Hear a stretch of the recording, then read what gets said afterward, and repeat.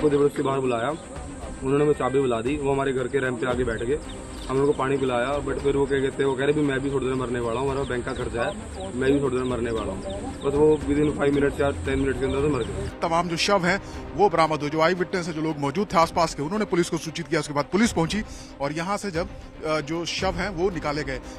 हरियाणा के पंचकुला शहर में सनसनीखेज मामला सामने आया है, जहां पार्क में खड़ी एक कार में एक ही परिवार के 7 लोगों ने आत्महत्या कर ली। बुराड़ी जैसे इस मामले से तहलका मच गया। उत्तराखंड के देहरादून से ताल्लुक रखने वाला ये परिवार पिछले कुछ वक्त से चंडीगढ़ में रह रहा था।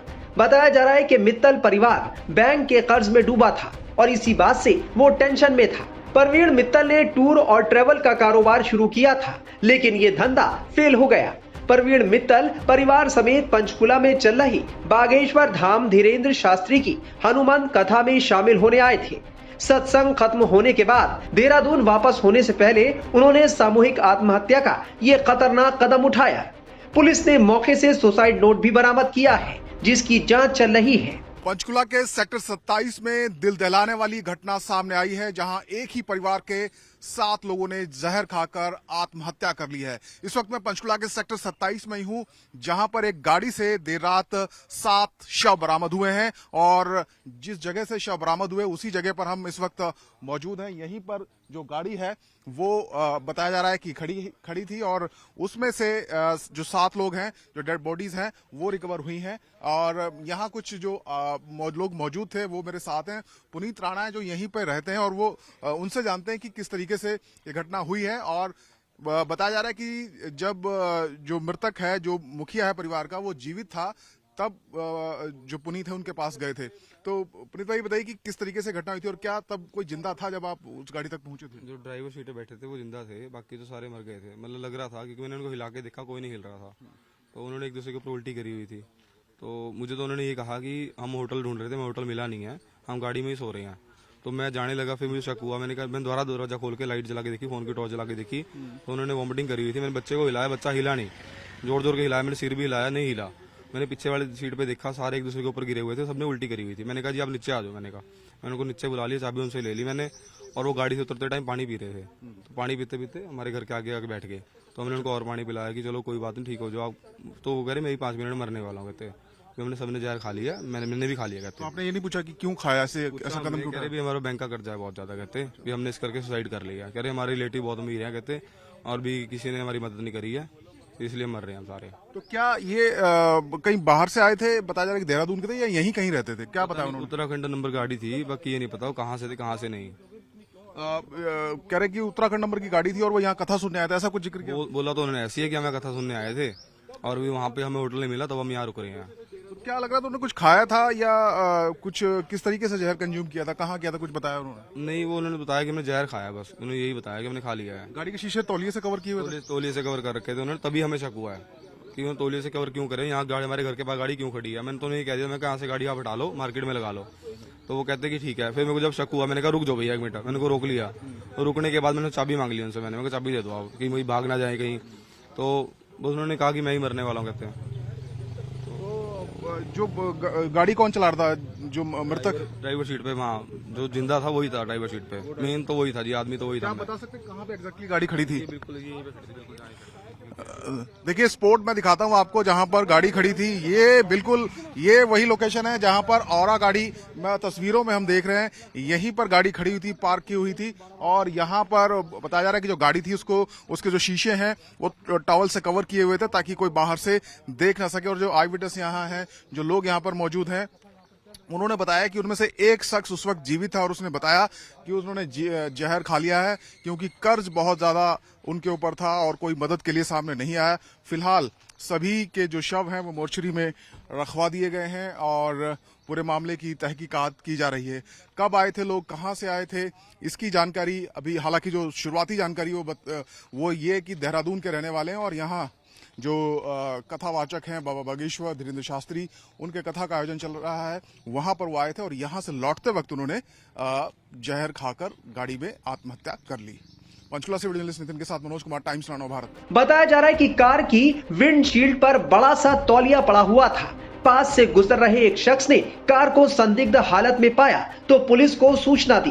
कार से परिवार के सभी लोगों को निकालकर अस्पताल ले जाया गया, लेकिन उनमें से 6 पहले ही दम तोड़ चुके थे। बच्चों के पिता परवीन मित्तल की सांसें चल रही थी, लेकिन कुछ देर में उन्होंने भी दम तोड़ दिया। देर रात तकरीबन 11 बजे की ये घटना है जो बताई जा रही है और इसी गाड़ी से तमाम जो शव हैं वो बरामद हुए। जो आई विटनेस है, जो लोग मौजूद थे आसपास के, उन्होंने पुलिस को सूचित किया। उसके बाद पुलिस पहुंची और यहां से जब जो शव हैं वो निकाले गए, लेकिन जब आई विटनेसेस ने देखा तो परवीन मित्तल जीवित था, लेकिन उसका जो बाकी फैमिली मेंबर्स थे वो सारे मर चुके थे। और आप देखिए किस तरीके से यहाँ पर कुछ एक सिरप रखा हुआ है। आप देखिए यहाँ गाड़ी के डैशबोर्ड में आप देखिए राइसेनिया नाम से जो सिरप है वो यहाँ पर रखा हुआ है। क्या यही कोई दवाई या जहरीला पदार्थ है वो उन्होंने कंज्यूम किया था, ये देखने वाली बात है। लेकिन आप देखिए इसी गाड़ी में वो सवार होकर आए थे और बताया जा रहा है कि बाबा बागेश्वर की जो कथा है पंचकुला में, उसको सुनने के लिए वो यहाँ पहुंचे थे और उसके बाद उन्होंने इसी गाड़ी में बैठकर सुसाइड कर लिया। बताया जा रहा है कि कर्ज का बोझ बहुत ज्यादा बढ़ गया था और कर्ज के बोझ को वो सह नहीं पाए, उनकी मदद किसी ने नहीं की और इसीलिए उन्होंने सुसाइड करने का फैसला किया। तो सामूहिक सुसाइड हुआ, सनसनीखेज सामूहिक सुसाइड का मामला पंचकुला में सामने आया है और इसी गाड़ी में, एक ही गाड़ी में 7 शव बरामद हुए हैं। पंचकुला से जर्नलिस्ट नितिन के साथ मनोज कुमार, टाइम्स नाउ भारत। जी बिल्कुल, बेहद सनसनीखेज ये वारदात जो घटना है ये सामने आई है, जहां एक ही परिवार के 7 लोगों ने सामूहिक रूप से आत्महत्या कर लिया और हम पहुंचे हैं उसी गाड़ी के पास जिस और गाड़ी में जो शव हैं वो बरामद हुए थे। ये वही गाड़ी है, उत्तराखंड नंबर की ये गाड़ी है, UK 07DY3055। इसी गाड़ी में देर रात तकरीबन 10:30 बजे से लेकर 11 बजे के बीच में जो परवीन मित्तल और उनका परिवार है वो मौजूद था और इसी गाड़ी में बैठकर उन्होंने जहर खाया। और जो हमें आई विटनेस है, जो लोग मौजूद हैं सेक्टर 27 पंचकुला में जहां पर ये गाड़ी खड़ी थी, वहां पर भी लोगों ने बताया था कि किस तरीके से जो गाड़ी के शीशे हैं, जो खिड़कियां हैं, उनको टॉवल से कवर किया गया था ताकि अंदर क्या हो रहा है पता ना लग सके। और देखिए अभी भी एक शीशे पर जो पिछली खिड़की है वहां पर तौलिया आपको दिखाई दे रहा है और गाड़ी के अंदर भी आप देखिए कुछ कोई जो दवाई है या हम कह नहीं सकते कौन सा केमिकल है, उसका एक यहाँ पर रैपर अंदर आपको दिखाई दे रहा है।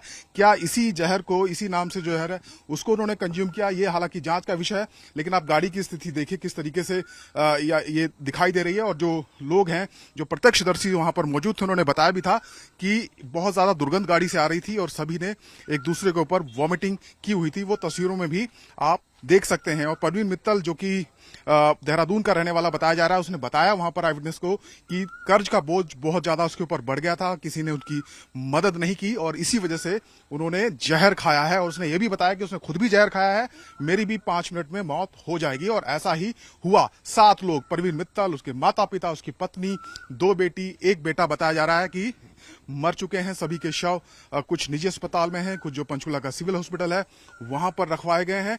देखिए मैं समझाने की कोशिश करता हूं, पंचकुला सेक्टर 5 एक जगह है जहां बाबा बागेश्वर की कथा कल से शुरू हुई है और वहां पर सैकड़ों लोग कथा सुनने के लिए आ रहे हैं। तो बताया जा रहा है ये परिवार भी देहरादून से आया था। वहां से सेक्टर 5 से सेक्टर 27 की दूरी तकरीबन 8 से 9 किलोमीटर होनी चाहिए। वो वहां पर पहुंचते हैं और सेक्टर 27 में एक रिहायशी सेक्टर है जो कि वहां पर जाते हैं और गाड़ी को इस तरह से कवर वो कर लेते हैं तौलियों से कि अंदर क्या हो रहा है किसी को पता ना लगे। लेकिन एक गाड़ी रिहायशी इलाके में जब काफी देर से खड़ी रही तो आसपास के लोगों को शक हुआ। एक वहां पर पुनीत राणा नाम का जो लोकल रेजिडेंट है, उसने बताया कि वो गाड़ी के पास गया तो देखा ड्राइविंग सीट पे जो शख्स था वो उसकी हालत खराब थी, हालांकि वो जीवित था। इस पूरे मामले पर देहरादून में मित्तल परिवार की पड़ोसी रही महिला का क्या कहना है, सुनिए। पंचकुला में आज मित्तल परिवार ने समस्त परिवार के साथ आत्महत्या कर ली। उनके आत्महत्या पत्र में जो वजह बताई गई वो कर्ज के तले दबे होने की बताई गई। हम इस समय देहरादून में हैं और देहरादून में उसी घर में हैं जहां वो कभी 2022 तक रहा करते थे। उनका परिवार कैसा था, उनके पड़ोसी हमारे साथ मौजूद हैं। उन्होंने आज अखबारों में खबर पढ़ी जिसके बाद उनका क्या कहना है। क्या कहना है, आप कैसे जानती थी उन लोगों को? हमारे पड़ोस में रहते थे, बहुत अच्छे थे, अपने काम में व्यस्त वो भी रहते थे, हम भी रहते थे। बस बाहर जाते हुए राम राम हो जाती थी। फिर जब वो यहाँ से गए तो मुझे बहुत दुख लगा, क्यों गए वो यहाँ से खाली करके। तो मैंने कहा आपने खाली क्यों करा घर, कह रही किराया बढ़ा रहे थे मकान मालिक। तो मेरे को ये बहुत दुख लगा। मैं कहा क्या था, अगर रह रहे तो रह रहे थे। अब वहाँ फिर कितने मिले मैंने ये नहीं पूछा, बस 3 साल वहाँ रहे, फिर खाली करके चले गए। अच्छा, किस तरह का फिर परिवार था? लगता था कि इस तरह की घटना को अंजाम देंगे? नहीं, ये उम्मीद नहीं थी। वो तो बहुत हिम्मत वाली रहती थी, सास की सेवा करी, ससुर की सेवा करी, सारा काम करी।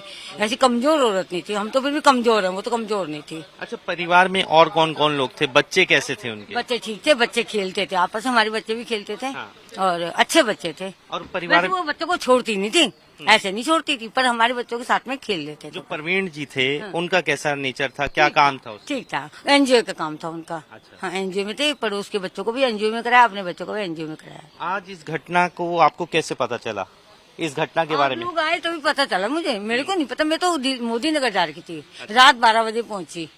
अभी मैं घर भी नहीं। तब तक उनसे बात होती थी आपकी फोन वोन? मेरी तो 1.5 साल से बात नहीं हुई, क्यों वो फोन ही नहीं उठाती थी। तो मैं समझती थी कोई प्रॉब्लम है। चंडीगढ़ तो वैसे ही महंगा है, दिक्कत हो रही होगी, क्या पता। यही लगा मुझे। कभी और कोई और घटना उन्होंने कभी शेयर की? और कोई बात नहीं करी। वो तो हिम्मत देती थी, वो तो बहुत ज्ञान वाली लेडी थी, अच्छी थी, वो खुद हिम्मत वाली थी, वो हमें भी हिम्मत देती थी।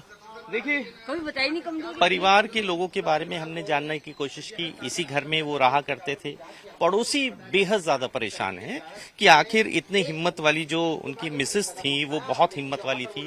वो लोगों को यहाँ पे बताया करती थी कि इस तरह से करो, डांस की क्लासेस चलाती थी, तमाम एक्टिविटीज में वो इन्वॉल्व रहती थी। और उसके बाद जो आज ये घटना सुनने में आई है, उसके बाद सभी आश्चर्यचकित हैं कि आखिर इस घटना को क्यों अंजाम दिया गया। आखिर ये भी एक बड़ा विषय है कि आखिर फाइनेंस या बैंक के किस कर्ज में वो डूबे हुए थे, जिसके चलते उन्होंने इतना बड़ा कदम उठाया। कार से पुलिस को सुसाइड नोट भी मिला है। सुसाइड नोट में कारोबारी प्रवीण मित्तल ने कर्ज से परेशान होकर खुदकुशी की बात लिखी है।